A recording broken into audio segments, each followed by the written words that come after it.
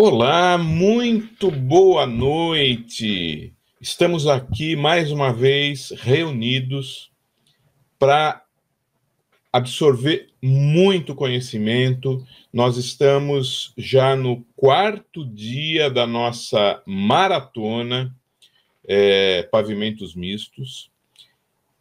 Essa maratona e o programa de imersão com mentoria ao vivo tem o apoio da Associação Brasileira da Construção Metálica, da ABSEM, e nós estamos promovendo como um evento prévio esta semana de aulas gratuitas. Começou no dia 24, segunda-feira, hoje estamos no nosso penúltimo dia, amanhã será o último dia dessa nossa maratona de conhecimento. Essa maratona é uma prévia que tem como objetivo vocês conhecerem os professores. Hoje e amanhã vocês vão conhecer 2 engenheiros que foram alunos da primeira edição, que vão fazer as apresentações. Hoje, o engenheiro Taylor vai falar sobre conectores de cisalhamento. Amanhã, o engenheiro Tiago vai falar sobre ligações. Essa maratona tem o objetivo de vocês entenderem qual é o conteúdo do programa, de se aproximar de nós, professores, porque o nosso objetivo final é que você se matricule nesse programa de imersão com mentoria ao vivo.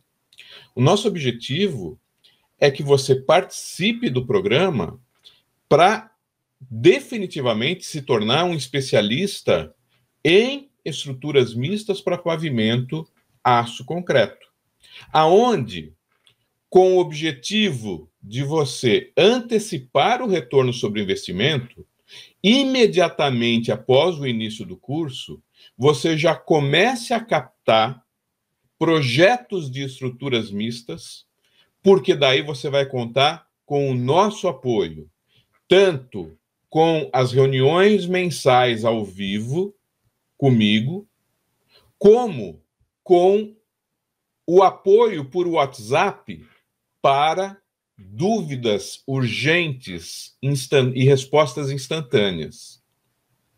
Ao final da apresentação do engenheiro Taylor, eu vou mostrar alguns pontos a mais que serão divulgados definitivamente a partir de amanhã, às 9 horas da noite. Por quê? Porque amanhã, às 9 horas da noite, até o dia 1º de maio, nós vamos manter aberta a matrícula, aonde esta matrícula não é para você se matricular num curso, é para você ter um mentor para o seu negócio, com o apoio das aulas que estão disponíveis, com o apoio do fórum de discussão e com o apoio das mensagens instantâneas de WhatsApp, de tal forma que nós vamos formar durante esse ano todo uma parceria, na verdade. Uma parceria onde você terá esse apoio técnico e, às vezes, até não é nem o apoio técnico, é tentar questioná-lo e você ouvir em voz alta aquilo que você já sabia que devia fazer. Muitas vezes isso acontece. Às vezes você não tem com quem conversar, com quem debater. E é isso que eu estou propondo para você. Tá? Então, esse programa de imersão com mentoria, ele é um curso, é um programa completo. Não existe esta modalidade e nem algo parecido no Brasil, muito menos em estruturas mistas. Por quê? Porque existe um gap de conhecimento.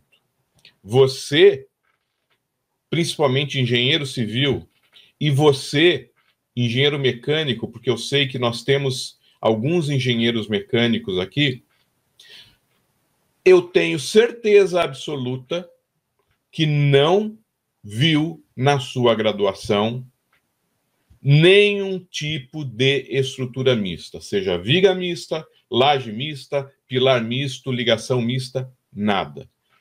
Isto que eu estou dizendo é um gap de conhecimento. E eu, neste momento, junto com o Alberto, junto com o Lucas, estamos empenhados para que você não mantenha este gap, se você for um calculista de estrutura, um engenheiro de cálculo estrutural. Então, nós reservamos 30 vagas para este programa, de tal forma que seja possível atender a todos. Mais do que 30 pessoas não será possível de atender. Bom, eu deixei meu recado aqui, mas o que é importante hoje é eu apresentar aqui o engenheiro Taylor Orsato. Taylor, muito boa noite, muito bem-vindo. Obrigado por atender o nosso convite. Boa noite, pessoal. Boa noite, professor. É um prazer estar aqui, compartilhar conhecimento com todos vocês, falar um pouquinho sobre mim. Eu comecei a trabalhar com estruturas metálicas lá em 2009. Comecei num escritório onde se fazia o projeto, se fazia o detalhamento para enviar para a fábrica. Comecei lá cotando as pecinhas, colocando cota de locação de furo, de recorte, de solda, para enviar para a fábrica. E ao longo desse tempo eu fui passando para a fase de construir o modelo, para depois extrair essas peças para detalhamento, participar do projeto executivo, tive experiências de trabalhos dentro de fábricas, e por fim agora estou trabalhando novamente no escritório, onde temos dois focos, que um dos focos é trabalhar com cálculo e projeto executivo, que estamos ganhando aos poucos, e o outro foco, a outra via de trabalho, é com o detalhamento das estruturas para envio para a fábrica. Eu trabalho na Connect Lean Engenharia, que é aqui de Marau, aqui no Rio Grande do Sul. Como vocês podem ver, eu estou de jaqueta que já está esfriando. E vamos lá para a nossa apresentação. Vamos falar um pouquinho sobre os conectores e desalhamentos para vigas mistas. O Taylor, fala um pouquinho da tua formação, por gentileza. Ah, sim. Eu sou formado pela Universidade de Passo Fundo aqui como engenheiro mecânico. Depois de formado, eu fiz uma especialização em estruturas metálicas, porque como o professor falou, na faculdade a gente até tem uma pincelada, mas é muito básico. E depois, agora, no último ano, eu entrei para essa mentoria que o professor oferece para nós todos, para aprimorar os conhecimentos, para aprender sobre os pavimentos mistos e toda a gama, toda a variedade e as possibilidades que eles trazem para nós. Muito bom, muito obrigado. Bom, gente, então, como é de praxe, eu vou sumir daqui, eu vou deixar a aula totalmente por conta do engenheiro Taylor.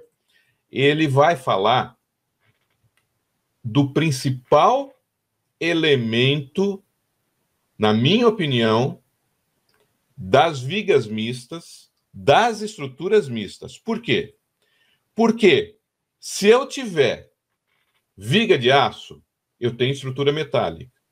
Se eu tiver sobre essa viga de aço uma laje de concreto, eu tenho uma laje de concreto. E as duas juntas trabalham como uma estrutura híbrida. Lembrem da primeira aula. Agora, a partir do momento que eu coloco, que eu sei o comportamento, eu calculo a resistência dos conectores de cisalhamento, ela se torna uma estrutura mista. E vejam, entre viga de aço, conector de cisalhamento e laje de concreto, o elemento mais barato que tem nesse trio, o elemento mais barato é o conector de cisalhamento. E o engenheiro Taylor, ele vai apresentar conectores de cisalhamento que estão descritos na NBR 8800. Só que ele está trazendo uma novidade hoje. Ele vai trazer os conectores tipo Perfobond, que não estão descritos na NBR 8800, e são conectores que podem ser produzidos por vocês dentro da própria fábrica. Você não precisa comprar esses conectores de cisalhamento externamente. Então, Taylor, tenha uma boa apresentação, uma boa noite, fique à vontade. À medida que as pessoas forem perguntando, você pode responder no momento que achar conveniente, que você pode dar uma parada na tua apresentação. Eu vou ficar de olho aqui, coloco até na tela. Então, tenha uma boa aula, uma boa noite. Muito obrigado por atender o meu convite. Eu que agradeço e vamos lá. Como o professor falou, os conectores de cisalhamento, eles são extremamente importantes. Nós não podemos falar de estrutura mista, de viga mistas, só um segundinho. Não podemos falar de vigas mistas, de estruturas mistas sem os conectores de cisalhamento. O que são esses conectores de cisalhamento? Eles são um elemento de ligação que tem a função de transmitir os esforços entre os materiais. Ou seja, eles vão transmitir o esforço do concreto, da viga, da laje de concreto, para a viga metálica, e fazendo trabalhar como um elemento único. Eles, geralmente, a gente pode encontrar em vigas mistas, a gente pode encontrar em pilares mistos, a gente pode encontrar em ligações mistas. Eles são aplicados em todas as interfaces que a gente precisa transferir cargas do concreto para o aço, ou vice-versa. Falando um pouquinho aqui sobre vigas mistas, o que acontece? Quando a gente tem aplicação de carga sobre a laje de concreto, por exemplo, essa carga aplicada sobre a laje, ela vai provocar uma deformação. Se nós não tivermos um elemento que consiga solidarizar as duas partes, ou seja, unir a nossa viga metálica com a nossa laje de concreto, essas tensões que são formadas aqui vão apenas deslizar, elas vão proporcionar um deslizamento entre as faces, ou seja, os meus materiais vão trabalhar separados, como a gente pode ver nessa imagem. As tensões de cisalhamento, esse deslizamento, as tensões de arrancamento, de tração aqui, elas simplesmente não vão passar de um elemento para outro. Elas vão estar ali, vão existir, não existir, e os elementos vão trabalhar junto. No momento que a gente põe os conectores de cisalhamento, como a gente pode ver nessa imagem aqui, todo esse conjunto ele consegue trabalhar junto. Ou seja, a gente consegue atingir uma performance muito grande dessa união, em que o aço ele trabalha muito bem a tração, o concreto trabalha muito bem a compressão. Então, para essa carga que a gente tem aqui, a gente vai estar fazendo uma união muito saudável, muito produtiva e que vai garantir uma performance muito grande para a nossa estrutura. Eles podem ser usados com lajes maciças, com lajes do tipo forma de steel deck, por exemplo, estando essas nervuras de steel deck paralelas ou perpendiculares à viga. Eles podem ser adotados nos dois casos. Eles têm também um papel muito importante quando a gente está construindo com lajes do tipo steel deck, em que a gente põe a forma antes de concretar a nossa laje. O que eles fazem? A união desse conector com a viga proporciona um travamento dessa viga junto à laje, o que vai fazer com que a nossa viga ganhe resistência, ganhe um travamento lateral, para no momento da concretagem da laje, quando o concreto ainda estiver na fase de fluência, que não tiver a sua resistência à compressão, impeça que a nossa viga venha a falhar por formagem.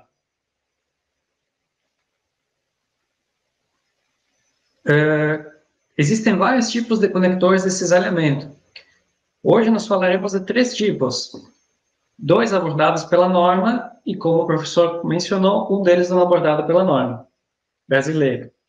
Nós temos os conectores do tipo stud bolt com cabeça, pino com cabeça, stud bolt, que são amplamente usados, são muito comuns a serem vistos.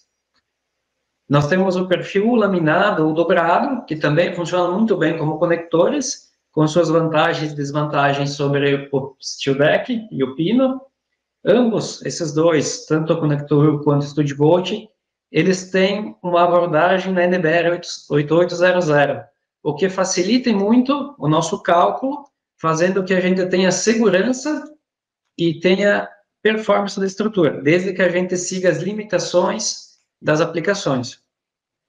E falaremos também de um terceiro tipo de conector, o perfil bond, que ele não é abordado nas nossas normas, na nossa NBR, ele é pouco usado no Brasil, ele é mais usado lá fora, onde lá também ele é abordado em normas e em vários estudos e ensaios para a gente ter uma aferição da eficiência dele.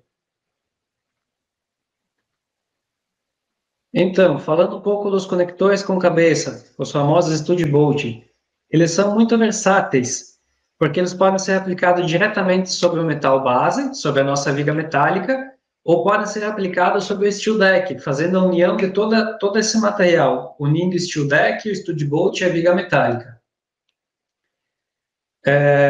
Eles possuem um equipamento específico para a sua aplicação em campo, em que esse equipamento ele faz a fusão entre a ponta do pino e o metal base, apenas usando arco voltaico e um anel de cerâmica adequado a cada tipo de material que a gente tem. Por eles serem normatizados, a gente pode adquirir entre vários fornecedores, pois eles todos vão ter a mesma especificação de material e também vão ter as mesmas características geométricas, o que garante que eu possa comprar de um fornecedor ou de outro sem perca de qualidade ou eficiência. Eles são disponibilizados em diâmetros 3/4, 7/8 e, em alguns casos, também em 5/8. E em diversos comprimentos para que a gente possa usar eles nas nossas alturas de lajes, diversificando as alturas de lajes necessárias. Por exemplo, aqui a gente tem uma tabela de um fornecedor que nos mostra pinos de diâmetro 3/4 e de diâmetro 7/8, com os seus respectivos comprimentos e anéis de cerâmica para cada comprimento. Nessa tabela, nós temos uma indicação de MB, para a soldagem direta sobre o metal base, que é a nossa viga metálica, e também uma indicação de SD, que é para a soldagem através do Steel Deck, que são os nossos anéis que nós usamos para fazer a soldagem. Reparem que para cada anel existe uma configuração dessa dentição, dessas ranhuras que tem aqui, no fim dele, para que a gente consiga fazer a soldagem deles. O que é esse anel? Por que ele precisa estar aí? Ele é responsável por isolar o ambiente externo e concentrar o calor, permitindo a fusão da ponta do conector e garantindo que seja uma solda que não tenha contaminação. Nós temos umas imagens que exemplificam aqui o processo de aplicação, onde o aplicador vai encaixar o StudBolt na pistola de aplicação, que pode ser vista nessa imagem aqui, vai encaixar o anel, vai apertar o gatilho para que se faça o arco voltaico vai fazer o derretimento dessa pontinha aqui que tem no StudBolt, vai concentrar esse calor e esse gás gerado dentro do anel de cerâmica e vai executar a solda.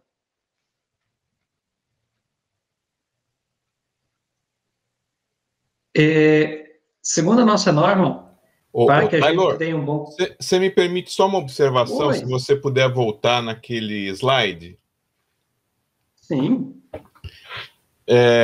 Quando você falou da pontinha, dessa pontinha, isso daqui é um elemento em alumínio que é colocado na base do conector de cisalhamento com o objetivo de manter o metal base do conector de cisalhamento afastado do metal base da viga e do Steel Deck, de tal forma que essa distância permita formar o arco elétrico que, a partir da pressão e da corrente elétrica que passa do conector para o metal base, essa distância é como uma resistência elétrica que aumenta a temperatura do conector e do metal base. A partir daí, com a pressão que o equipamento semiautomático produz, você tem a fusão dos metais com pressão, e a partir daí é que você tem a soldagem do conector, ultrapassando a chapa do steel deck e soldando na mesa superior da viga. O conector de cisalhamento, e é por isso que eu queria deixar claro, Taylor, não é soldado no steel deck. Muita atenção. Por quê? Por que eu estou falando isso? Porque eu já vi erros sendo cometidos de algumas empresas pouco conhecedoras, vamos chamar assim, que ao invés de fazer a eletrofusão do conector de cisalhamento, decidiu soldar com eletrodo na obra. E, de repente, eu chego, ela está soldando o conector de cisalhamento só no steel deck, deixando a viga sem soldagem do steel deck. A viga mista, olha, não ia existir. O conector de cisalhamento não ia ter função nenhuma. O conector de cisalhamento não é soldado no steel deck. O conector de cisalhamento ultrapassa o steel deck e é soldado na viga de aço e acaba sendo soldado no steel deck porque ele está entre os dois elementos também, tá? Eu só queria deixar isso muito claro. Então, aquela pontinha de alumínio tem o objetivo de deixar afastado para formar o arco elétrico, esquentar o metal base do steel deck, esquentar o metal base da mesa superior, o conector de cisalhamento e fundir tudo isso daí num sistema semiautomático, com essa pistola que o Taylor acabou de mostrar. Obrigado, Taylor, desculpa. Eu que agradeço, muito bem lembrado e bem observado, porque realmente, se a gente não fizer fusão do nosso Studio Bolt com o metal base, que é a viga, a nossa viga não é mista, é simplesmente uma viga metálica isolada, muito bem observado. Outra coisa também que eu não comentei é que a produtividade disso é muito grande, né? A gente largando essas formas metálicas sobre as vigas e aplicando esses Studio Bolts é um processo rápido, tem um grande rendimento. Seguindo, vamos falar um pouco dos critérios, dos requisitos que eles devem obedecer para que as análises e que os parâmetros que eles se enquadrem nas análises e nos parâmetros da NBR 8800. Eles devem ter um comprimento de pelo menos 4 vezes o diâmetro para que tenha um comportamento dúctil. Esse comportamento dúctil é muito importante, porque ele permite que a medida, que a resistência, que a gente vá se aproximando da resistência do conector, ele vá deformando lentamente, se a gente atingir a plastificação, e ele vai redistribuindo a carga para todos os outros conectores ao seu redor. O que é muito importante, pois ele não, se acontecer uma falha, que a gente vai calcular para que não aconteça uma falha, a gente vai ter alertas da estrutura para isso. Para isso, que isso aconteça, eles devem ter um material compatível ou superior a uma resistência de 415 megapascais e um limite de escoamento de 345 megapascais, com alongamento mínimo de 20% em 50 milímetros. Eles devem ter um cobrimento de pelo menos 10 milímetros depois da concretagem da laje. Em lajes de forma metálica incorporada, eles devem ter uma projeção de 40 milímetros acima do topo da forma da laje. E a forma deve ter um cobrimento mínimo de 50 milímetros. E ainda as formas metálicas devem ter no máximo 75 milímetros de altura. Ou seja, a nossa forma metálica tem que ter no máximo 75 milímetros de altura. A nossa capa de concreto sobre a forma, que vai ser a nossa altura efetiva de laje, tem que ter no mínimo 50 milímetros. O nosso conector tem que estar tem que ter a cabeça, a projeção dele no mínimo 40 milímetros acima do topo da forma. Também, essa mísula de concreto em que ele vai estar confinado tem que ter no mínimo 50 milímetros, tanto para quando que a gente tem esse conector instalado nessa situação, em cima da forma metálica, ou diretamente conectado sobre a viga metálica.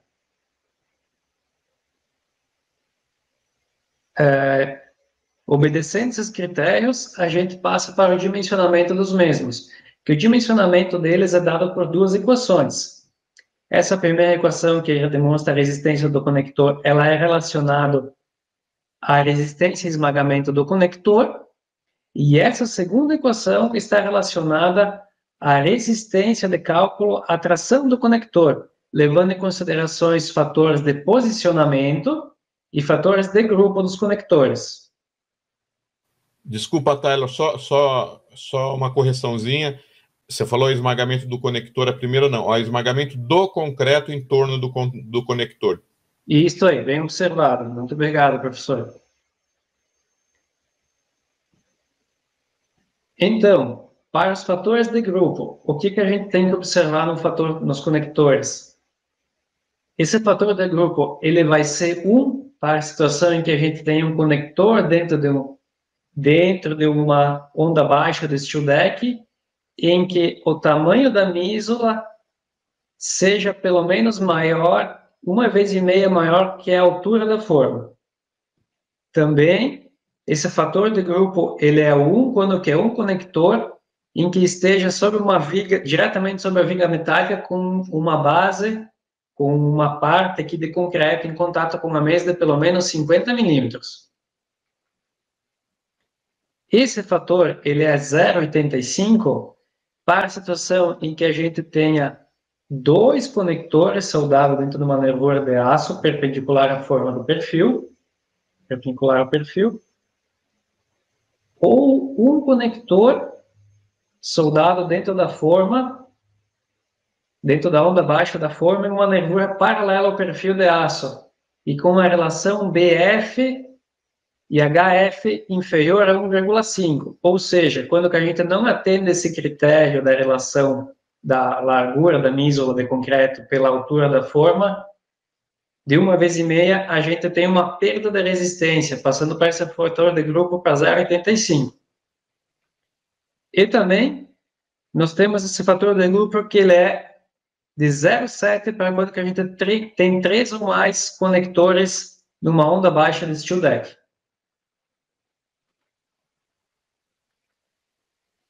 Nós temos os fatores de posicionamento, em que ele é 1 para conectores soldados diretamente no perfil de aço, e no caso de haver nervuras paralelas a esse perfil de aço, pelo menos 50% da largura da mesa deve estar em contato direto com o concreto. Nós temos o fator de posicionamento igual a 0,75 para conectores soldados em uma laje mista com nervuras perpendiculares ao perfil de aço, em que a medida IMH seja igual ou superior a 50 milímetros, para conectores soldados através de uma forma de aço e embutidos em uma laje mista com nervuras paralelas ao perfil de aço.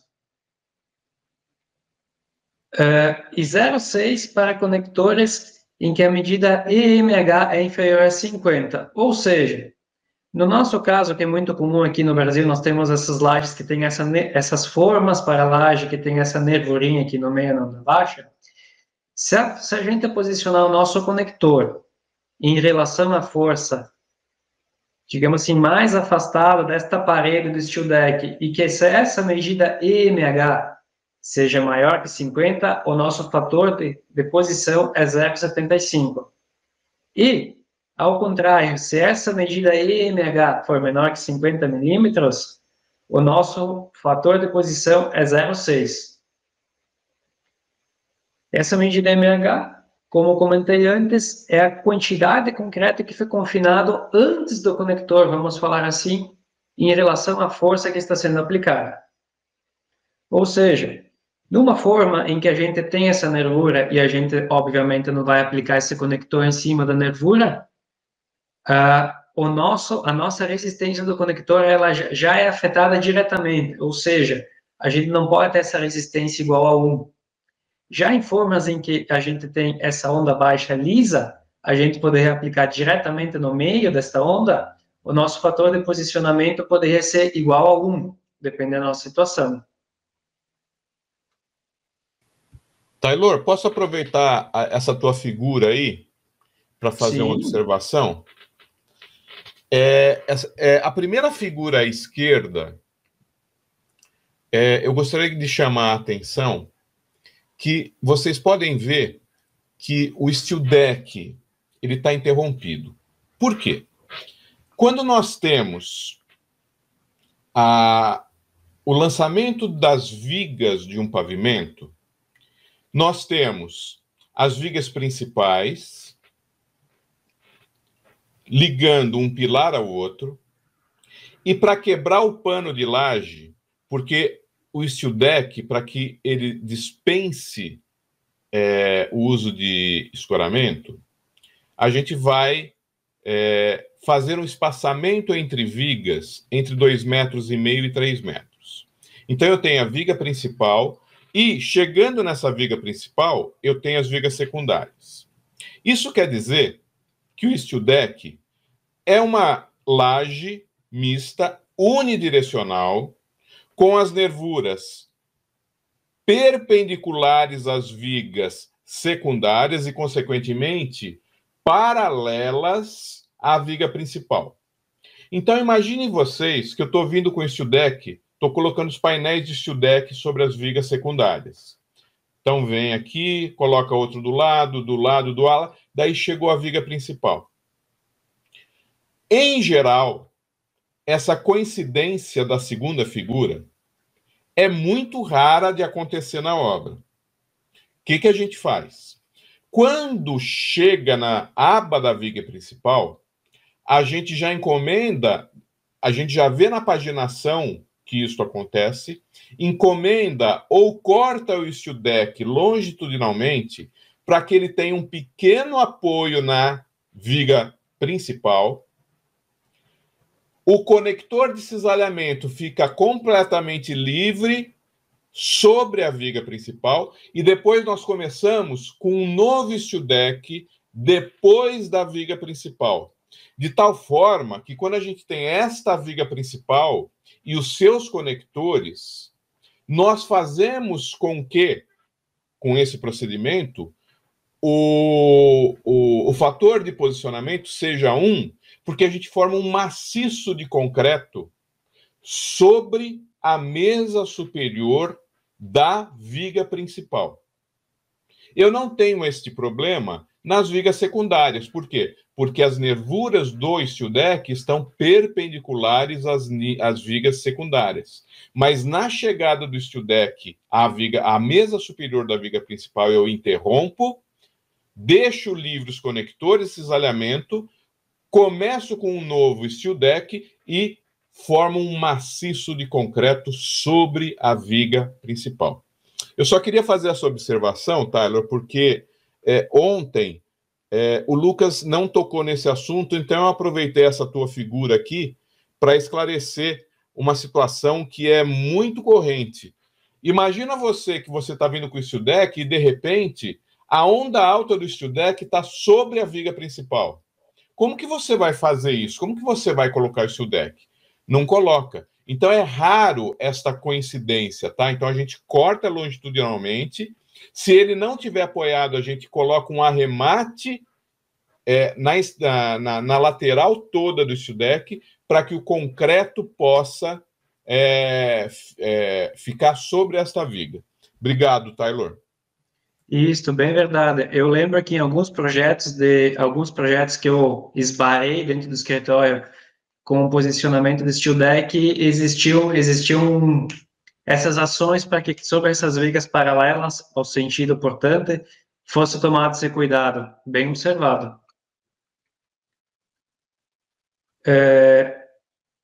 Disposições construtivas adicionais.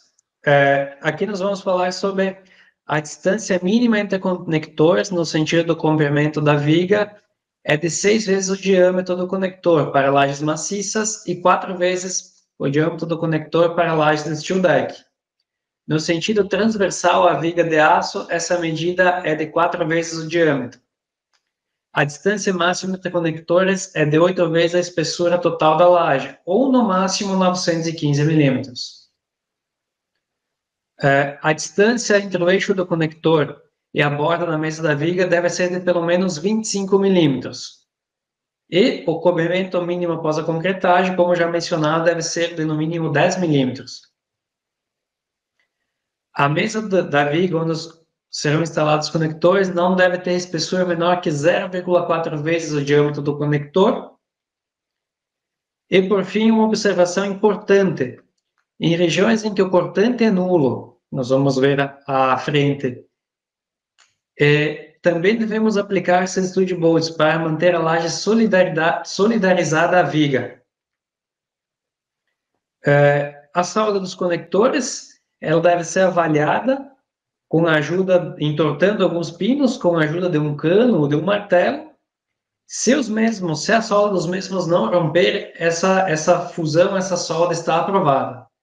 Caso a gente encontre algum conector que seja reprovado, que solta, a gente tem que fazer uma análise mais profunda e verificar o que está acontecendo nesse processo de soldagem que não está fazendo a devida fusão. Ô, Taylor, deixa eu aproveitar e linkar isso que você acabou de falar com a aula do Alberto. O Alberto, ele falou dos ensaios que ele fez na COP do Rio de Janeiro, fazendo viga mista treliçada, e ele se deparou com o assunto dos conectores de cisalhamento, que eles não podiam ser soldados. Por quê? Porque o banzo superior era de chapa fina. E aí está o motivo, né? Você falou aqui que a mesa da viga onde serão instalados os conectores não deve ter espessura menor que 0,4 vezes o diâmetro do conector, certo? Certo. Então, se eu pegar um conector convencional de 19 vezes 0,4, a mesa não pode ter menos do que 8 milímetros. Exato. Ele estava trabalhando com chapas de 1, alguma coisa. Então, ele não podia ter nenhum conector soldado. Ora, se ele não podia ter nenhum conector soldado, como ele ia transformar aquela chapa fina do banzo superior num elemento de conexão da viga mista treliçada numa viga mista? A opção foi uma opção não convencional e que ele mostrou que para aqueles elementos de chapa dobrada, principalmente para light steel frame, é possível fazer esses conectores parafusados. E por este motivo, também, ele não usou o stud bolt. Ele usou o perfobond, onde foi possível parafusar o perfobond. Vejam que pela geometria do conector de cisalhamento tipo stud bolt, não é possível parafusá-los numa chapa fina. Eles só podem ser soldados. Então, o motivo dele ter optado por conector parafusado, tipo perfobond, é justamente esta restrição que vocês estão vendo aí, da espessura aonde o conector vai ser soldado. Quando esta chapa é mais fina do que 0,4 vezes o diâmetro do conector, você ainda pode soldá-lo se for exatamente no eixo da alma do perfil. Se eu soldar o stud bolt exatamente no eixo do perfil, aonde ele está alinhado com a alma desse perfil, eu não preciso ter esta restrição. Só que ele também não tinha perfil I, ele tinha perfil U. Então não existia essa alma aonde ele pudesse soldar o conector. Então, só fazendo esta observação, para vocês ligarem o que o Taylor está falando agora com o que o Alberto falou anteontem dos ensaios deles, tá? Tá? Obrigado, Thay. Eu que agradeço. Muito bem lembrado e muito bem linkado. Continuando, aqui nós temos, eu consegui uma tabela que temos nas literaturas da comparação da resistência para alguns conectores de 19 milímetros. 19 milímetros, comumente a gente chama de 3/4 de polegada. O que essa tabela nos mostra? Ela nos mostra uma comparação de um conector aplicado numa laje maciça, o grupo de um conector numa laje mista com steel deck MF75, MF50 ou Polydeck 19, um grupo de 2 conectores e um grupo de 3 conectores numa nervura. Claro, essas resistências são calculadas em cima de situações ideais, para que você tenha a máxima performance dele.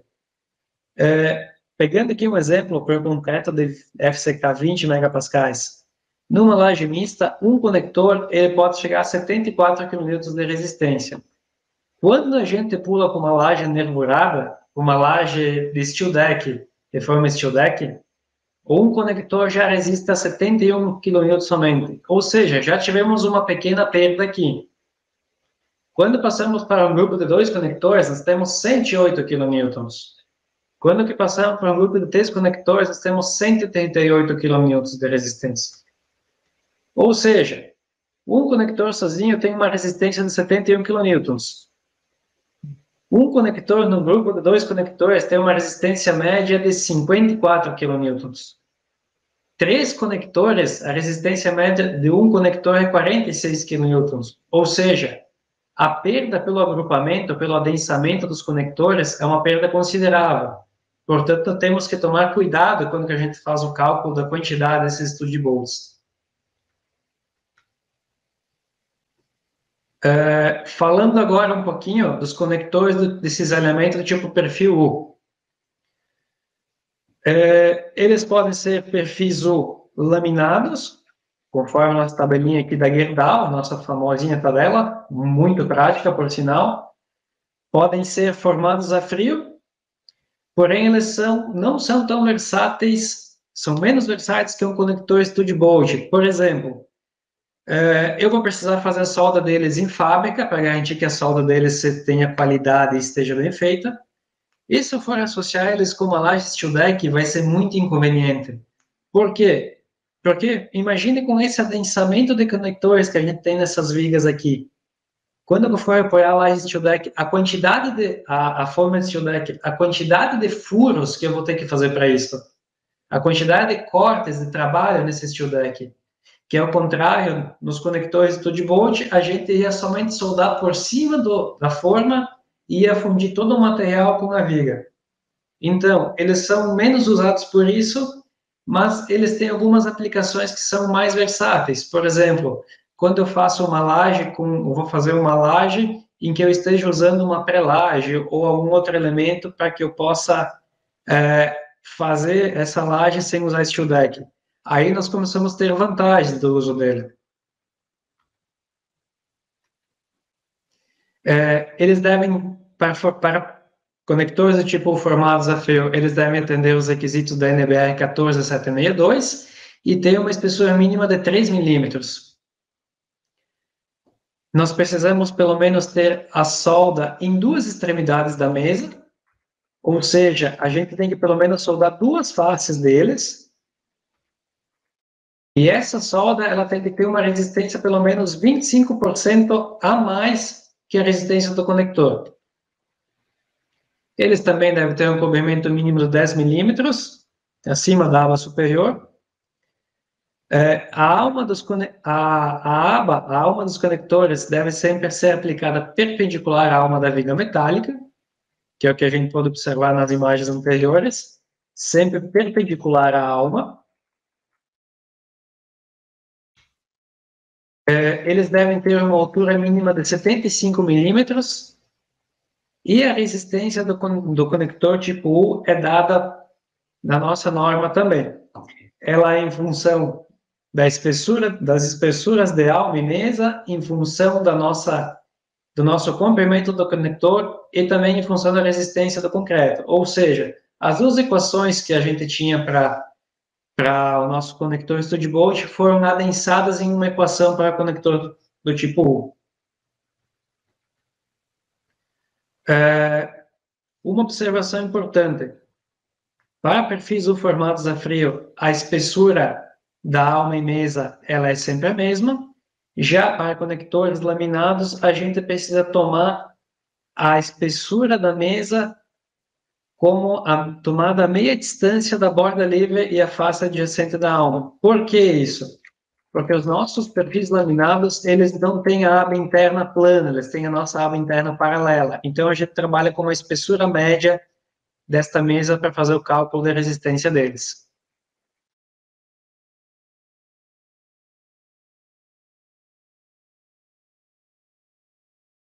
Disposições construtivas adicionais. A distância máxima entre conectores é 8 vezes a espessura da laje, ou 915 milímetros. O cobrimento mínimo, como já visto, tem que ser no mínimo 10 milímetros acima da aba. Em regiões de cortante nulo, também temos que aplicar esses conectores para que se mantenha solidarizada a viga de concreto à viga metálica, a laje de concreto à viga metálica. A distância mínima, no sentido do comprimento da viga, é uma função entre a altura e o comprimento do conector. Ou seja, se o nosso comprimento é maior que a altura, a nossa distância mínima é o comprimento. Se a nossa altura é maior que o comprimento do conector, a nossa distância mínima é a altura do conector. E uma observação muito importante: a gente sempre deve aplicar a nossa boca do U na direção contrária da força. Para quê? Para que o concreto confinar, para que a gente consiga confinar o concreto nele e a gente tenha os efeitos esperados e os fenômenos esperados que são descritos dentro de todo esse equacionamento, toda essa formulação que a norma nos traz.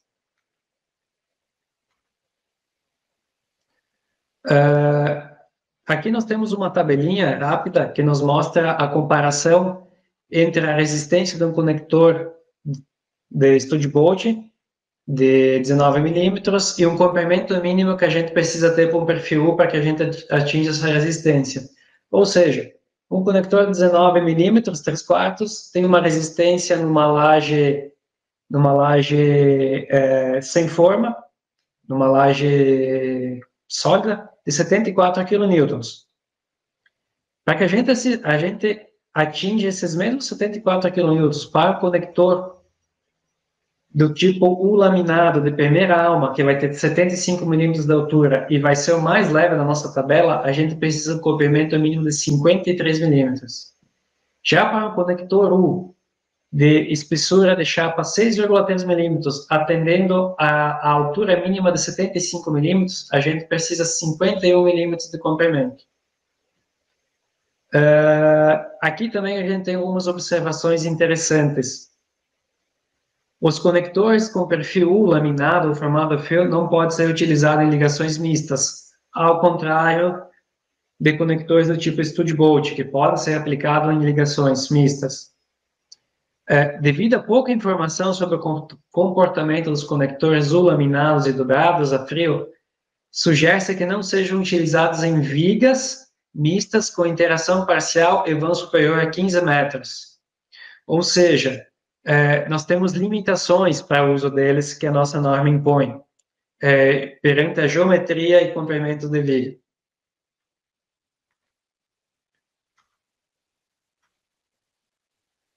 Falar um pouquinho da quantidade de conectores que é dada na norma. A nossa quantidade de conectores ela é definida entre a nossa força horizontal solicitante de cálculo, entre a laje de concreto ou a laje mista e a nossa viga metálica, o nosso coeficiente de iteração e a resistência nominal, a resistência de cálculo unitária de um conector ou do grupo de conectores. Importante lembrar que esse grau de iteração ele tem que ter um mínimo. Para a maioria das situações, ele pode ser 0,4 ou pode ser valores maiores, dependendo dos parâmetros da nossa viga e do nosso vão que a gente vai ter.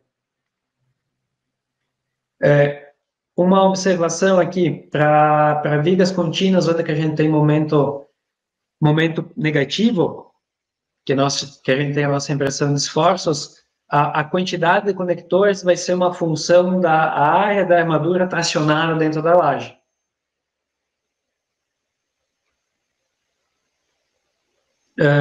Aqui, fazendo um arredondamento, fazendo uma simplificação para que a gente tenha algum parâmetro, alguma noção de como que é feito esse dimensionamento, nós vamos falar de um exemplo para vigas mistas biapoiadas com carga uniformemente distribuída. Assim, a força horizontal solicitante de cálculo, ela é um valor, é o menor valor das duas equações que vamos ver abaixo. Uma equação em função da resistência à compressão de cálculo da porção de laje, da largura efetiva de laje e da espessura dessa laje, ou a resistência à tração de cálculo ao escoamento da viga. A menor dessas duas partes do resultado, dessas duas equações, vai ser um parâmetro, vai ser nossa força solicitante de cálculo para que a gente calcule a quantidade de conectores da viga. Uma observação extremamente importante. Quando a gente calcula a quantidade de conectores, ela é o número de conectores do ponto do maior esforço cortante para o ponto em que a gente tem essa força cortante nula. Ou seja, numa viga bem apoiada com carga uniformemente distribuída, com esta configuração no momento, nós estaremos falando do apoio até o meio da viga.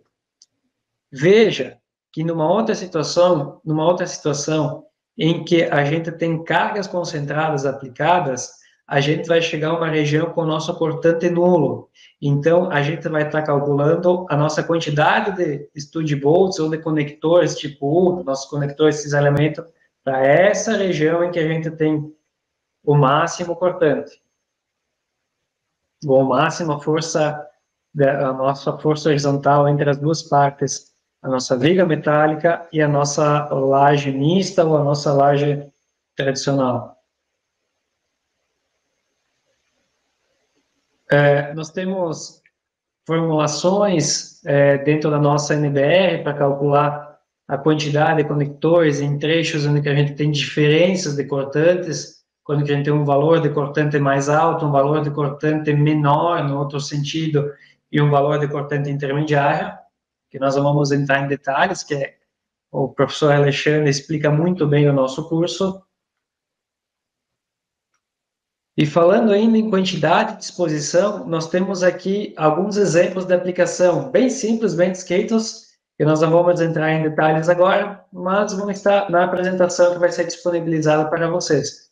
Um exemplo usando conectores de strut bolt e outro exemplo usando conectores do tipo U.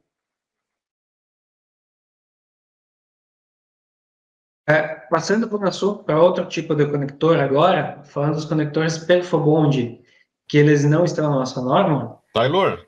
Oi! Deixa eu só frisar um assunto importante que você acabou de falar, mas eu gostaria de salientar. Você já falou e eu quero salientar aquilo que você acabou de falar, para que todos percebam a importância de dominar os assuntos relativos às estruturas mistas de aço e concreto. No caso específico, dos conectores. Deixa eu compartilhar um pouquinho a minha tela. Sim, à vontade. Aqui, ó. Gente, olha o que foi que o Taylor acabou de falar para vocês. Eu vou pegar aqui e vou dizer que eu tenho uma viga. Opa.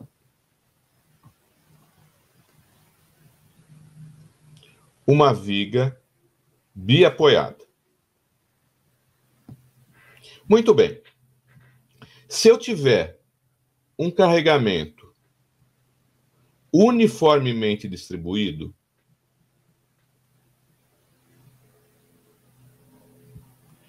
Isso daqui vai produzir um diagrama de momento fletor, como esse, e vai produzir um diagrama de força cortante, como esse daqui. Então, vejam, aqui eu vou ter o momento máximo. Alexandre? Oi? Professor? Ah, agora apareceu a imagem. Estava congelada, não estava vindo o que o professor estava desenhando. Tá. Então, aqui eu tenho o momento máximo, exatamente no ponto em que eu tenho a força cortante igual a zero, e aqui eu tenho a força cortante máxima. O Taylor acabou de dizer que numa viga mista, aqui eu tenho a laje e aqui eu tenho a viga. Existe uma tensão de cisalhamento longitudinal que, dependendo de onde passa a linha neutra, pode ser a resultante de compressão no concreto. Aquelas duas equações que ele mostrou, nada mais é do que isso. A força resultante no concreto ou a força de tração na viga. Depende se a linha neutra passa pelo perfil de aço, depende se a linha neutra plástica passa pela laje de concreto. Muito bem, mas seja lá qual delas for, eu tenho este cisalhamento longitudinal. E eu quero lembrar vocês de uma observação que o Lucas fez ontem, que cisalhamento num elemento, o valor das tensões de cisalhamento aqui são iguais às tensões de cisalhamento aqui. As tensões de cisalhamento aqui são iguais às tensões de cisalhamento aqui. Ou seja, quando eu tenho esta situação num determinado elemento diferencial, este ponto tende a vir para cá, esse ponto tende a vir para cá, esse a entrar, e o elemento vai tentar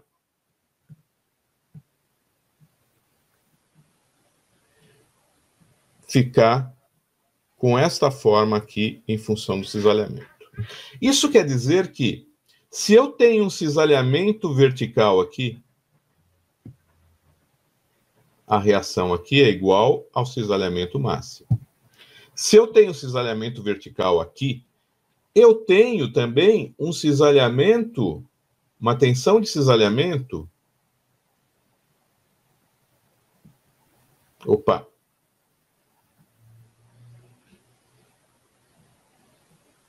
Espera aí, que travou. Deixa eu voltar aqui.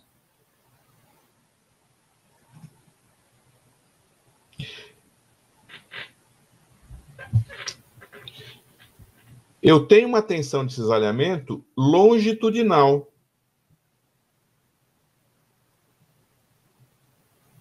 Ora, essa tensão de cisalhamento longitudinal, ela tem esse sentido daqui, deste ponto zero até o ponto de V máximo, e tem um sentido contrário deste ponto zero até aonde eu tenho o valor máximo. Professor? Não está vendo? Não está aparecendo na sua tela aqui o seu desenho. Deixa eu ver por quê.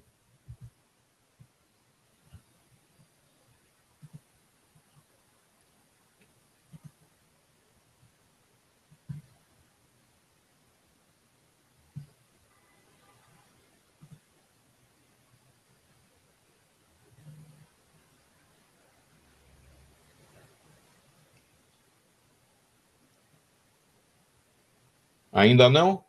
Não, ainda não. Apenas a imagem que você tem projetada do Steel Deck e os conectores. Deixa eu ver o que está acontecendo aqui.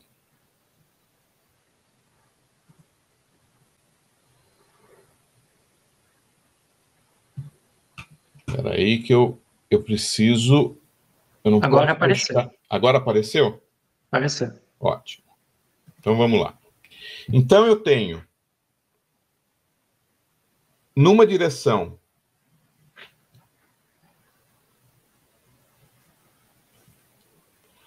o cisalhamento longitudinal e do V0 na outra direção, outro cisalhamento longitudinal.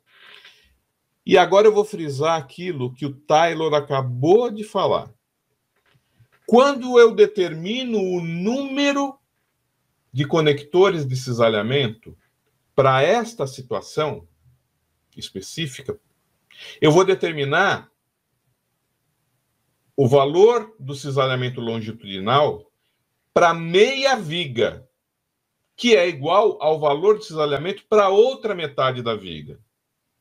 E daí, para resistir a esse cisalhamento que acontece do meio até a extremidade, eu determino o número de conectores de cisalhamento para meia viga apenas.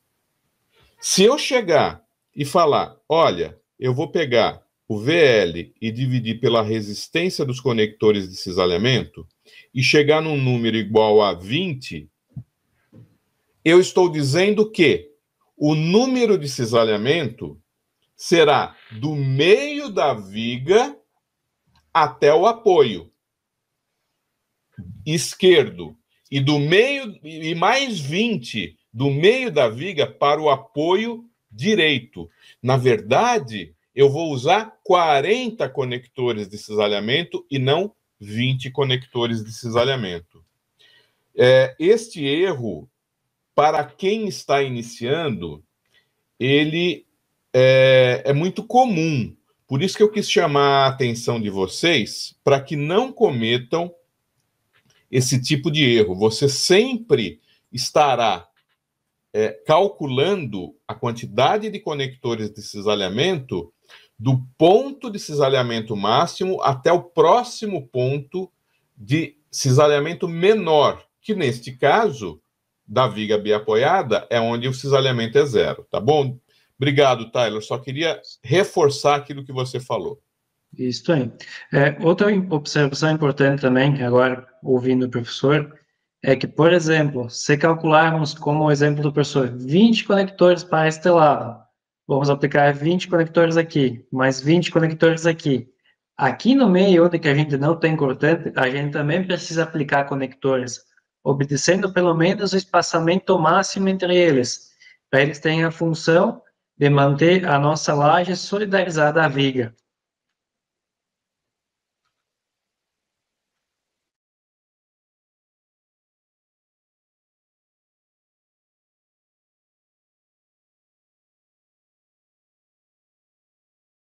Falando um pouquinho agora dos conectores Perfobond, que são os conectores que o Alberto Leal usou nos estudos deles nas treliças mistas, que o professor comentou, que foi o tipo de conector que ele encontrou solução para que fossem parafusados, não necessitassem de solda naquele caso.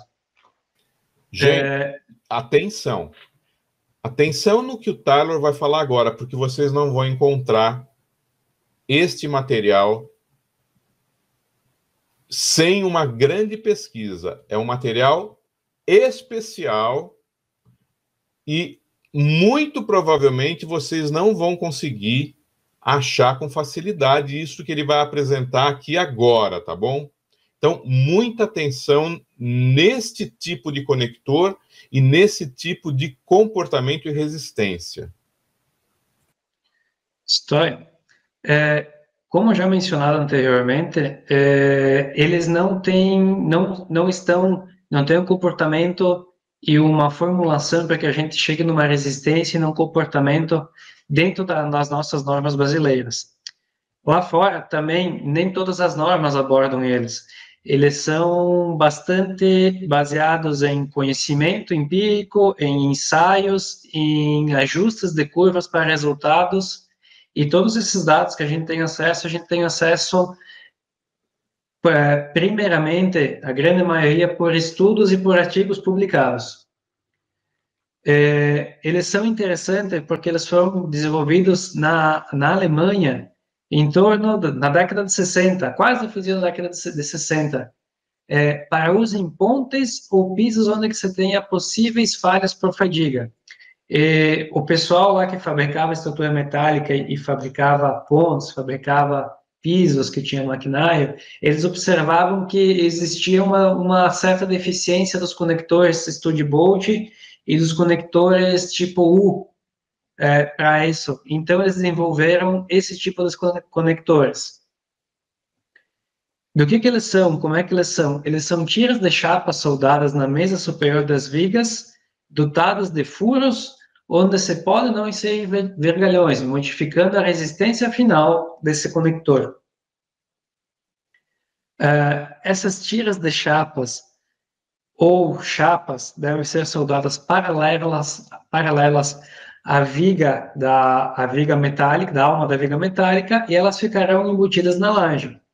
É importante observar que se faça essa solda em fábrica, a fim de garantir a qualidade e a garantia de eficiência dessa conexão, dessa interação entre o conector e a viga metálica. Aqui, nas imagens, nós podemos perceber alguns detalhes. Aqui nós temos um esquema, um croquis de como que seriam esses conectores, onde a gente tem a viga metálica, a viga de aço, o nosso conector perfobond dotado de furos. Dentro desses furos são passadas barras de aço, que deve ser sempre aço estriado, nossos vergalhões, e aqui uma representação da laje de concreto. Nesta imagem do meio, nós temos uma foto de uma aplicação real, onde que nós temos a nossa viga metálica aqui em vermelho, nós temos o nosso perfobond, que é o nosso conector perfobond com 4 furos, e dentro de 2 desses 4 furos nós temos uma barra passante, e toda a armação necessária para a estruturação da viga, da laje de concreto, perdão. Eu acredito que você tenha usado uma pré-laje ou formas para que você faça uma laje. Nessa imagem à esquerda, à direita aqui, perdão, à direita, nós vemos várias vigas metálicas de um piso montada, todas com conectores perfobond, todas com uma chapa com somente 2 furos neste pavimento. Já aqui, a gente pode perceber no pavimento inferior que existe uma pré-laje para que depois você faça toda a armação, você passe em todos os conectores, todas as barras passantes, ser dimensionado com barras passantes, para que você faça a posterior concretagem da laje. Algo interessante também, é possível visualizar uma aplicação com steel deck disso, ou seja, nós teríamos que fazer recortes na folha, na forma de steel deck, para que a gente pudesse passar esses conectores que já vêm soldados na viga de fábrica. O comportamento deles, como mencionado anteriormente, não está contido nas normas brasileiras e também em não muitas normas internacionais. Como já comentava também antes, o dimensionamento se baseia em estudos e experimentos desses estudos e a posterior publicação desses resultados, validando equações e ajustando para aqueles parâmetros de lajes e vigas que foram adotados. Existem artigos brasileiros que estudaram o uso desse, temos o Alberto Leal e temos um outro artigo que eu encontrei também, que ele fala disso. Aqui nós temos uma outra imagem detalhando esse conector, o que a gente tem aqui? A gente pode perceber que tem umas setas aqui, imaginemos um concreto, todo um concreto ao redor desse conector, onde que nós teríamos um efeito do concreto nesta face do conector, nós temos um efeito de travamento desse concreto confinado dentro desses furos do conector. nós temos um efeito do próprio conector dentro desse furo em contato com o concreto, posteriormente se ocorrer a falha do concreto com o conector. Nós temos o efeito do concreto sobre este vergalhão, esta barra de aço, e ainda nós temos um efeito do atrito do concreto com a mesa superior da viga e o atrito do concreto com a própria chapa do conector.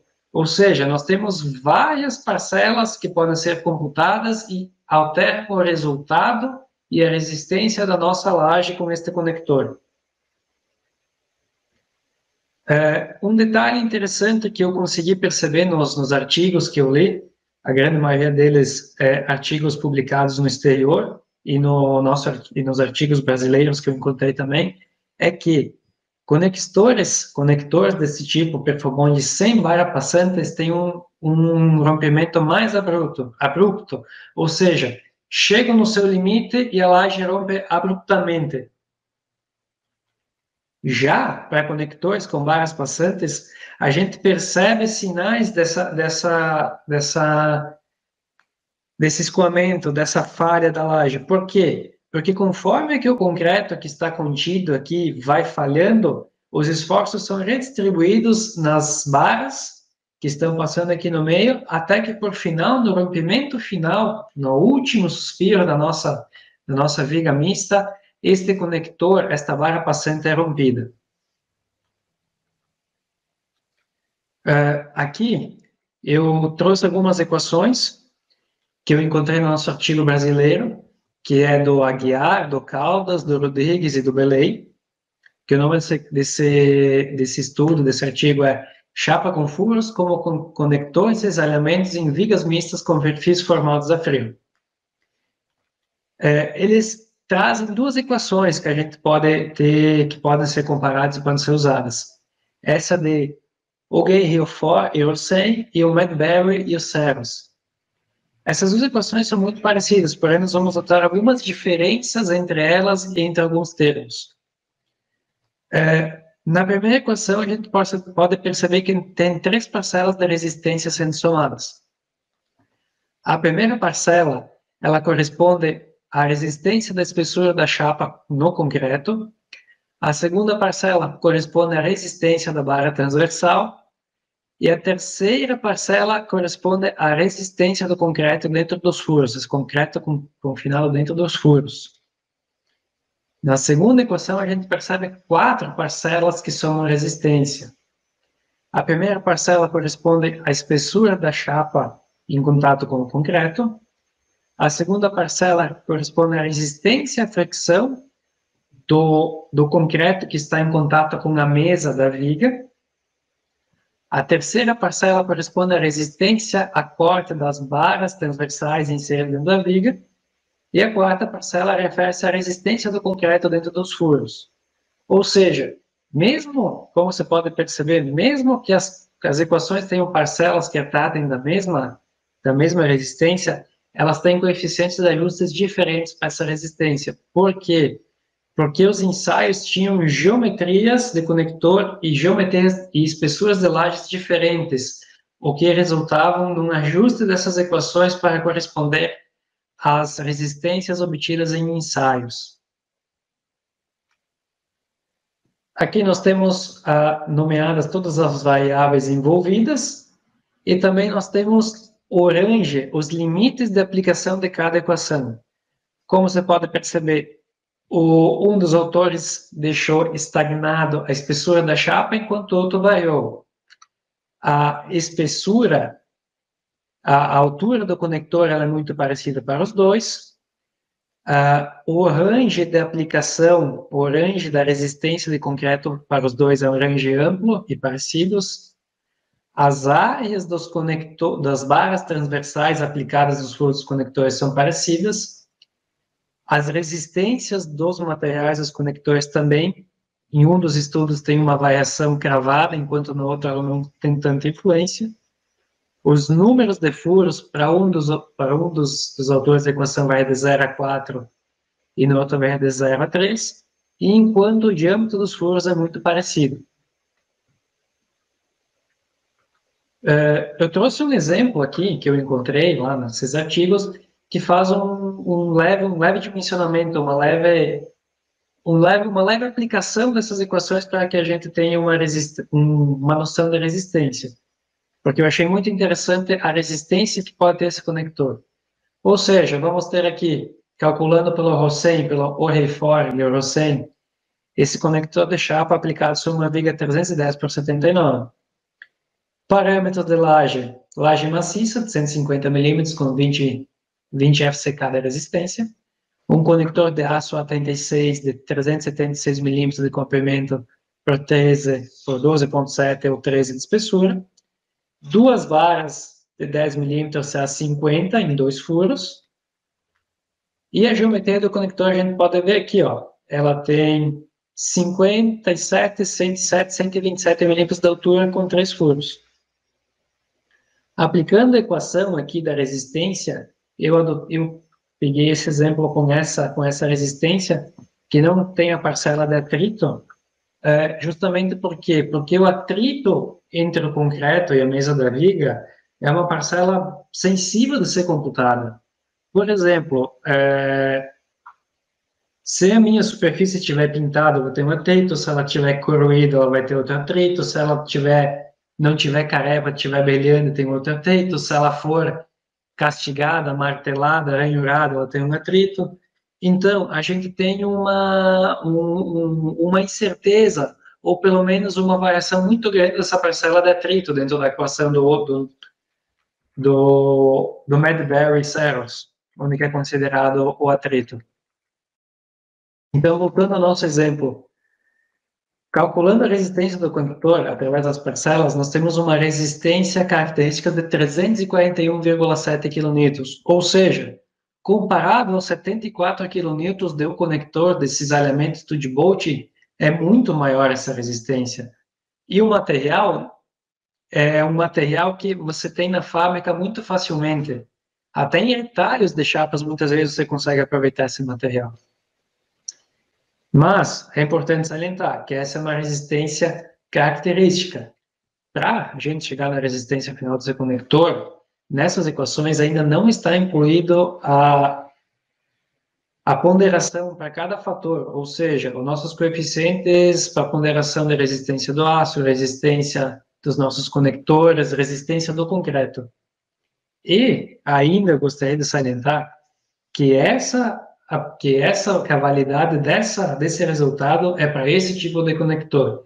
Se a gente quiser aumentar o comprimento, diminuir o comprimento, aumentar a quantidade de furos, diminuir a quantidade de furos, o ideal é que a gente crie o nosso modelo, a gente faça o nosso modelo, faça a nossa laje, faça a nossa viga e leve para ensaios.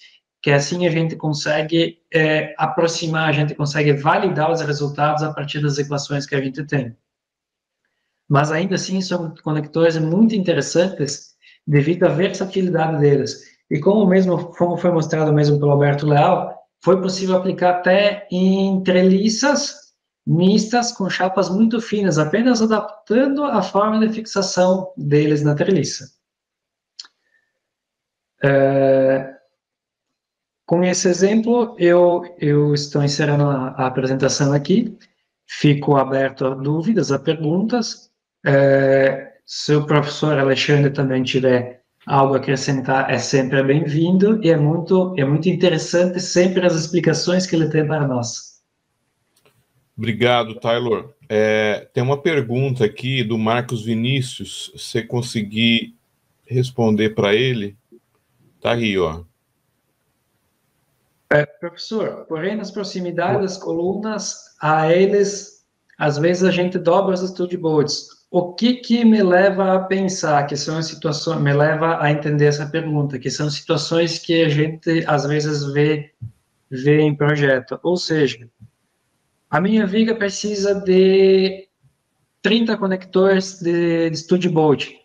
Porém, quando eu vou fazer a aplicação desses conectores, eu vou ter só 26 ondas baixas.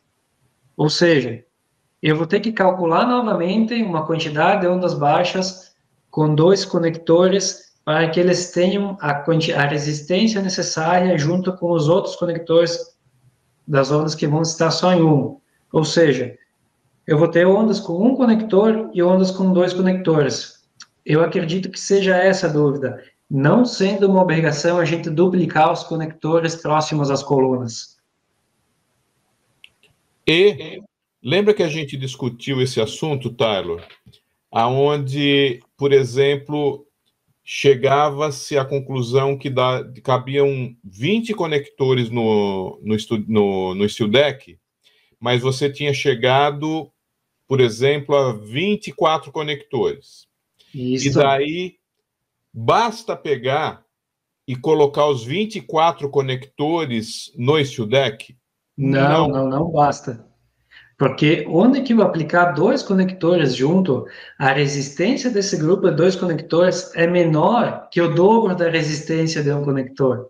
Ou seja, para onde que eu tenho que aplicar grupos de conectores de dois ou três, eu preciso recalcular a resistência de todos os conectores. Esse é um exemplo interessante que eu tenho aqui num dos slides. Deixa eu até voltar nele, que é aquele exemplo de aplicação dos Studio Bolts.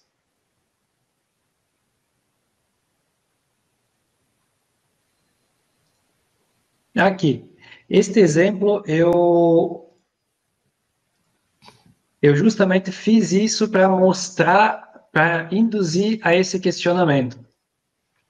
Ou seja, eu cheguei aqui que a minha resistência de Studio Bolt tem que ser 1.700 kN. O meu esforço de cisalhamento entre a laje e a viga é 1.700 kN. Um exemplo hipotético. Beleza, eu sei que um conector na onda baixa ele resiste a 71 kN. Então, eu vou chegar a 24 conectores. Cheguei aqui a 24 conectores. Eu vou fazer uma verificação leve, uma verificação simples. Eu sei que se eu dividir, que eu tenho uma onda baixa do meu steel deck, da minha forma, a cada mais ou menos 300 milímetros. E a minha viga, como ela está vencendo um vão de 10 metros, metade da viga é 5 metros. Então, dividindo 5 metros por 300 milímetros, eu vou ter 15 ondas baixas. Se eu colocar um conector cada onda baixa, vezes 71, eu tenho 1.065 km de resistência, menor que 1.700. Aí, eu refiz todo o meu cálculo para grupos de dois conectores, em que a resistência do meu grupo de conectores é 108 kN, que não é o dobro da resistência de um conector, que é 71 kN. Se fosse o dobro, seriam 142 kN, mas veja que é 108. Então, 15 grupos de 108 me resulta em 1.620 kN. Ainda não está atendendo. O que temos que fazer? Calcular ou grupos de ondas baixas com 3 conectores e 2 conectores. Ou no grupo de onda baixa tem resistência de 138, então, 3 ondas baixas com 138 e 12 ondas baixas com 108 kN, eu tenho 1.710 kN de resistência, que atende os 1.700 kN. Bom, vocês podem ver que calcular a resistência do conector é muito fácil, é muito simples. Interpretar como é o fluxo de tensões entre aço e concreto, interpretar qual é a resistência que é afetada dos conectores em função deles trabalharem em grupo ou do seu posicionamento, aí já exige um pouco mais de trabalho. E isso daí afeta, inclusive, o detalhamento da estrutura. Porque, muitas vezes, você que faz o projeto básico da estrutura, pega lá e coloca tantos conectores. E não detalha. Agora, quem pega esta viga para detalhar lá na fábrica, ele vai ter que chegar e falar aonde eu vou colocar os conectores. Ele que está detalhando vai ter que fazer essa distribuição. E se o projetista de estrutura metálica, não estou falando nem que seja engenheiro, hein?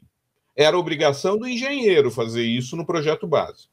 Mas, se o projetista que detalha a estrutura mista não souber sobre estes aspectos que o Taylor acabou de falar, ele vai fazer uma viga mista com uma capacidade menor do que a capacidade requerida.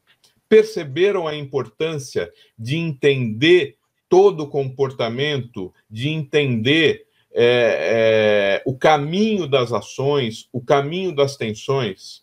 E é por isto que eu propus este curso de um ano inteiro. Um ano inteiro. Porque sem isso, você fazer um curso que você chega, seja ele presencial, seja ele online, você chega, vê 4 horas de aula, pronto. No outro dia, mais 4 horas de aula, na outra semana, 4. Deu 32 horas de aula no mês, vai. Acabou o curso. O que você vê desse tipo de coisa em 32 horas, gente? É alguma coisa para você tomar conhecimento um curso de 32 horas. Não é a não ser que você vai pegar e falar, eu vou fazer um curso de 32 horas para entender a resistência de um parafuso. Aí você vai dominar a resistência de um parafuso. Agora, dominar as estruturas mistas em 32 horas, vocês não conseguem dominar. E é por isso que eu tenho esta proposta de um programa de longo prazo. Eu tenho esta proposta de acompanhar vocês mensalmente com reuniões e no dia a dia com o WhatsApp. Justamente para que vocês não cheguem na hora de um projeto, cocem a cabeça e falem, o que eu faço agora? Deixa eu pegar minhas anotações, deixa eu pegar aquele curso que eu fiz. Espera aí, aquilo que está acontecendo no teu projeto, provavelmente, no exercício que foi feito no curso, não vai ter. Você precisa conversar com alguém. Você vai conversar comigo. É isso que eu estou propondo. Eu queria saber se vocês têm alguma outra dúvida para esclarecer com o Taylor ou mesmo comigo. Nós estamos à disposição. Eu gostaria de comentar com quem nos está assistindo que as reuniões que o professor faz, as reuniões mensais, são muito boas. São reuniões em que a gente tira muito proveito e ele explica qualquer dúvida que a gente tiver, qualquer situação que a gente precisar de suporte, ele está sempre à disposição. Juntamente com todo o conteúdo do curso, é um conteúdo muito bom, é um aprendizado muito bom, muito didático. Eu recomendo para quem quiser aprender sobre estruturas mistas, é um ótimo curso, é um dos melhores cursos que eu já fiz nessa modalidade. Ô, Taylor, muito obrigado. Isso daí me lisonjeia bastante. É bom ter um feedback desse. Te agradeço muito por essa declaração pública que você está fazendo aqui. Tá? Muito obrigado mesmo. Daí eu te faço uma pergunta. Em relação à nossa última reunião de ligação mista semirrígida, e aí, você já aplicou? Não vi nenhum profissional que teve a coragem de se aventurar nesse campo. Eu posso dizer que nesse tempo eu já vi pilar misto envolvido, pilar misto com envolvido ou parcial com somente o concreto nas mesas. Já ajudei em detalhamento desses pilares. Já detalhei pilar com ângulo de 45 graus para ampliar o espaço, mas não vi nenhuma viga mista, semi-rígida contínua. Mas vai precisar, uma hora você vai precisar usar, hein? Com certeza. Toda vez que eu estou trabalhando aí, que eu vou tentar fazer algum esboço de viga mista, eu fico pensando, poxa, se essa viga fosse contínua, quanto ganho a gente não teria? Vou te falar, para as principais empresas de construção de edifício no Brasil, elas conseguem ser competitivas pelos seguintes detalhes. Primeiro, ela domina o uso de estruturas mistas. Segundo, ela tem equipamento hidráulico automático para contra-flecha. É necessário, para você se tornar competitivo, ter condições de fábrica de fazer contra-flecha. E terceiro, com pavimentos de um comprimento muito grande, o uso de ligações mistas é essencial para que você consiga reduzir pelo menos 8 a 10% do peso das vigas secundárias da sua obra. É assim que elas se tornam competitivas. Taylor, então, estão aparecendo os agradecimentos, o Leomar te parabenizando pela excelente apresentação, a Ariane falando que foi bem elucidativa, o Eduardo, mais uma vez, excelente apresentação, parabéns pela sua equipe, obrigado nesse caso, que ele está falando para mim também. Que mais? O Leomar ele é suspeito porque a gente trabalha junto aqui, está acompanhando a nossa apresentação aqui. E a Ana, minha namorada, que também está sempre me dando um suporte, sendo extremamente compreensiva quando a gente está estudando ou trabalhando aqui. Nossa rotina de engenheiros trabalhando com estruturas, ela é uma rotina diversificada. O Taylor tem mais uma pergunta do Marcos Vinícius que eu vou até colocar na tela para você. Sim, por favor. Tá aí. Não, essa daqui não é essa. Deixa eu ver. Perdi aqui. Tá aqui. Aqui. Professor, a utilização do Perforbond, sem ainda ter normas, podemos utilizar nas obras? Sim, podemos, desde que a gente comprove a eficiência, fazendo, como eu comentei, fazendo modelos, fazendo corpos de prova, ensaiando eles, não só um corpo de prova, vários corpos de prova, vários tiras de laje com conectores, ou até mesmo uma viga inteira do vão, se for necessário, e tomando cuidado de reproduzir sempre o que foi ensaiado, pois assim você vai ter a resistência e você vai poder confrontar suas equações empíricas, chegando a este resultado. Uma prova disso são, falando só bem num parênteses levezinho aqui, bem pequeno, são fabricantes de terças metálicas, que esses fabricantes se valem muito de ensaios para garantir o desempenho dos seus produtos. Correto, professor? É isso mesmo. Vejam, se vocês utilizarem esses conectores com parâmetros muito próximos de ensaios que já tenham sido feitos e publicados, você consegue usar o resultado dos ensaios.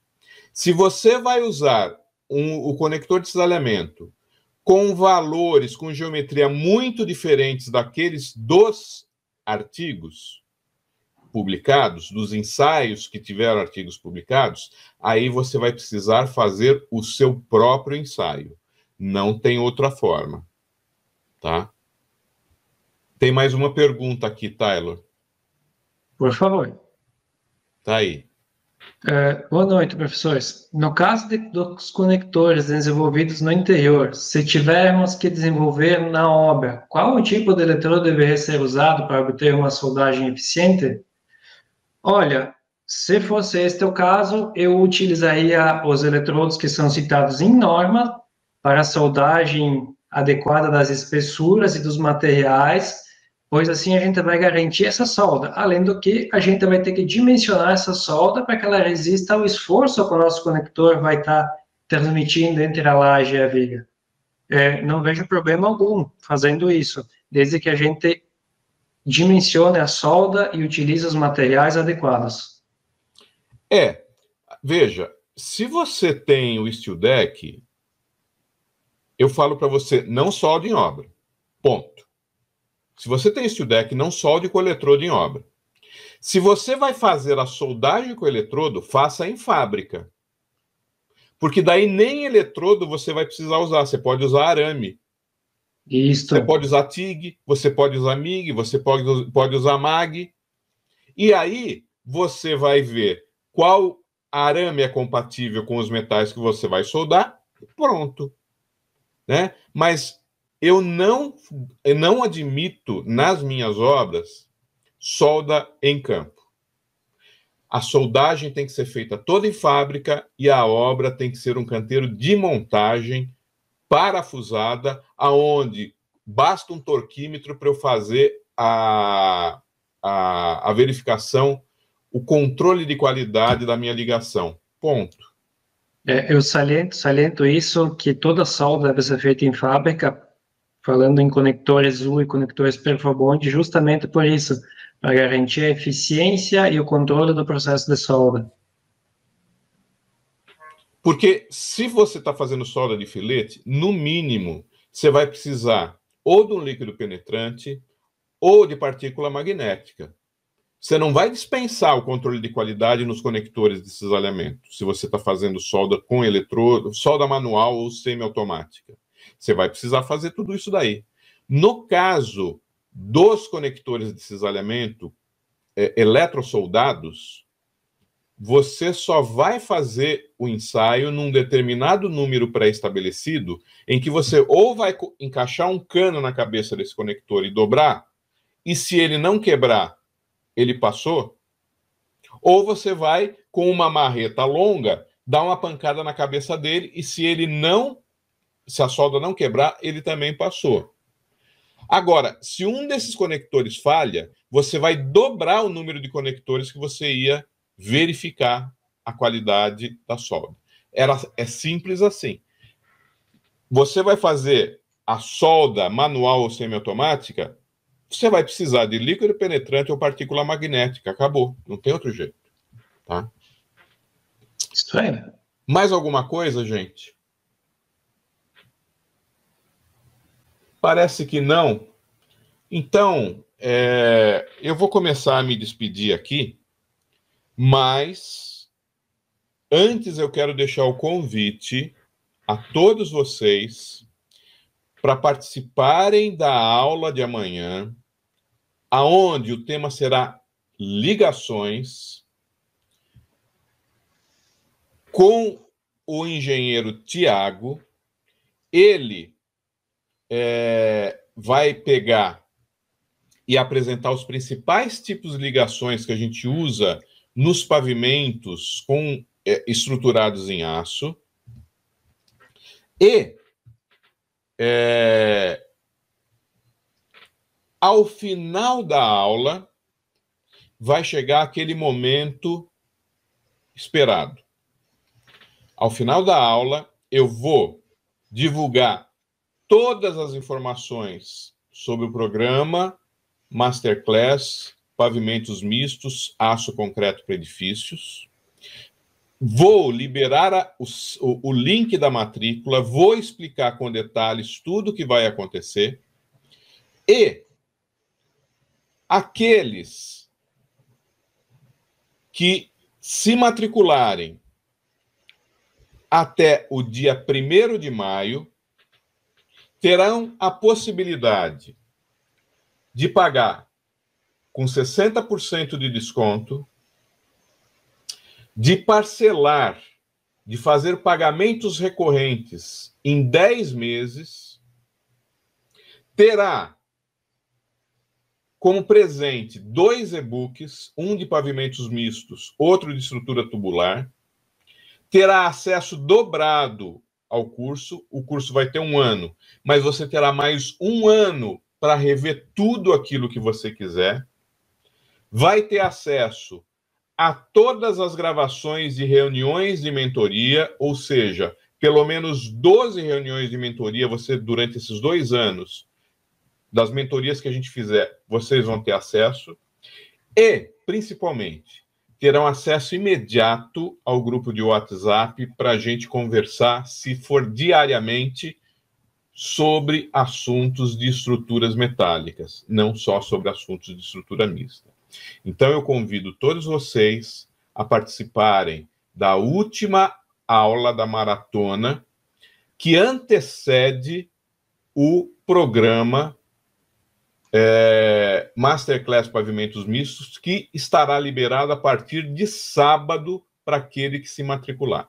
Então, eu já quero agradecer ao engenheiro Taylor, que se dispôs a fazer essa apresentação, que apresentou um conteúdo rico.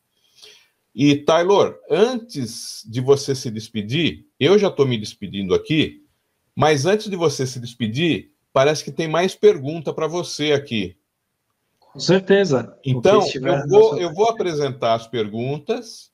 Se não tiver mais perguntas depois de você responder essas, você já pode fazer a sua despedida, tá bom?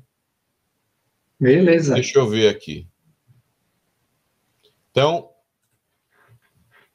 primeira pergunta. Professor, mesmo com solda, professor, mesmo na solda em campo, nós conseguimos ancorar a Stud Bolt na viga? Sim, a gente consegue ancorar, mas a solda de Stud Bolt deve ser feita essencialmente pela pistola de aplicação, juntamente com o anel de cerâmica. O processo de soldagem por eletrodo ou algum outro processo de soldagem do conector em campo, especialmente quando tiver uma forma de steel deck, não me passa tanta segurança que vá ser uma solda que junta o nosso conector, junte a nossa chapa de steel deck e junta o nosso metal base. Eu não acredito que seja a melhor prática. A melhor prática para conectores de Stud Bolts, para solda em campo, que é o que tem que ser feito, é com a pistola de aplicação e os anéis de cerâmica adequados a cada tipo de solda. Muito bem. E por último... concordo com a soldagem em fábrica, onde é possível controlar a qualidade do processo de soldagem. Exato, exato.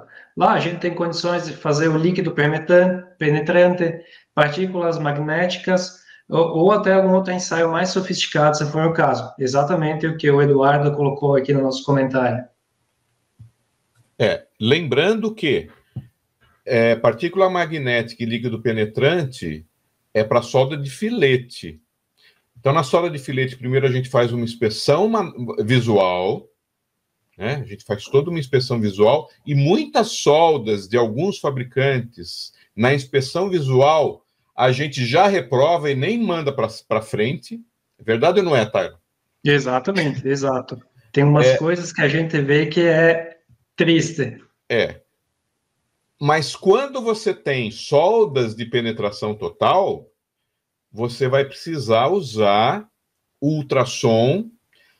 E algum tempo atrás, a gente usava até raio-x. Hoje, essa prática do raio-x, onde a gente precisava isolar pelo menos um raio de 500 metros aonde ele ia... 500 metros, não, 50 metros aonde ele ia ser feito, a gente está deixando de lado. Então, o ultrassom está sendo efetivamente feito. Muito bem. Eu acho que era isso, Taylor. A palavra é sua. Eu gostaria de agradecer a oportunidade ao professor de apresentar esse trabalho. Como eu já falei antes, é um curso, uma mentoria excepcional. Eu aprendi muito, consegui tirar muitas dúvidas, tanto pelo grupo quanto nas reuniões. E eu gostaria de agradecer a todos que estavam acompanhando, que assistiram a essa nossa apresentação falando dos conectores. E era isto. Muito obrigado a todos e muito obrigado, professor, novamente a oportunidade. Foi um prazer, Taylor. Eu peço, então, que você me envie a apresentação e amanhã eu vou disponibilizar a apresentação do engenheiro Taylor e vou disponibilizar a gravação e os links eu vou colocar no nosso grupo de WhatsApp, tá bem? Então, nós temos, deixa eu ver, o Carlos Eduardo, aqui no sul do país, Serra Gaúcha, ocorrem muitas intempéries, o que impossibilita soldas em campo. Não é só aí, viu, Carlos? A solda em campo, o soldador vai estar mais preocupado em não cair lá de cima do que fazer uma solda de qualidade, tá? Em qualquer lugar. O Brad, ele fala, boa noite a todos, a partir de Angola. Agradeço aos engenheiros pela oportunidade. Meirelles, tamo junto. Obrigado pela audiência. Então, estaremos juntos amanhã, sem falta. Taylor, um abraço, muito obrigado. Outra, até mais. Valeu, Tchau, pessoal. gente. Valeu, professor. Tchau.